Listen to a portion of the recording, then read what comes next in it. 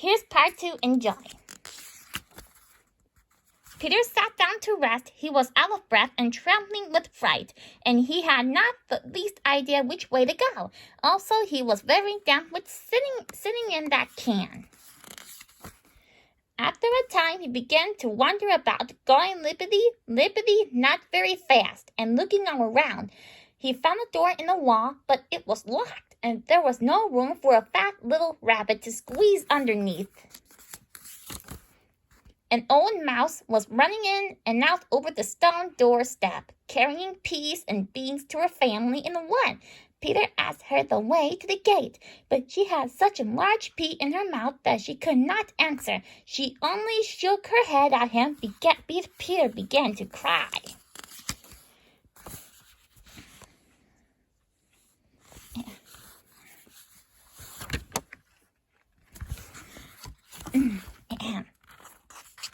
Then he tried to find his way straight across the garden, but he became more and more puzzled. Presently he came to a pond where Mr. Gregor filled his water cans. A white cat was staring at some goldfish. She sat very, very still, but now and then the tip of her tail twitched as if it were alive. Peter thought it best to go away without speaking to her. He had heard about cats and from his cousin, little Benjamin Bunny. He went back towards the tool shed, but suddenly, quite close to him, he heard the noise of a hoe. Scritch, scratch, scratch, scritch. Peter scattered underneath the bushes. But presently, as nothing happened, he came out and climbed upon the wheelbarrow and peeped over. The first thing he saw was Mr. Gregor hoeing onions. His back was turning towards Peter, and beyond him was the gate. Peter got down very quietly off the wheelbarrow and started running as fast as he could go along a straight walk behind some black currant bushes.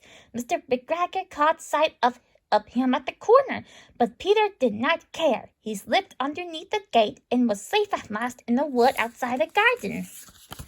Mr. McGregor hung up the little jacket and his shoes for a scarecrow to frighten the blackbirds. Scarecrow. Peter never stopped running and looked behind him till he got home to the big fir tree.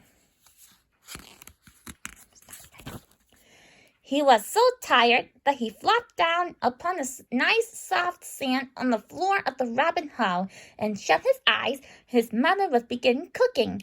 She wondered what he had done with his clothes. It was the second little jacket and a pair of shoes that Peter had lost in a fortnight. I am sorry to say that Peter was not very well during the evening. His mother put him to bed and made some milk tea, and she gave a dose of it to Peter, 1 tablespoonful to be taken at bedtime. But Flopsy, Mopsy, and Cottontail had bread and milk and blackberries for supper. The end. And that's the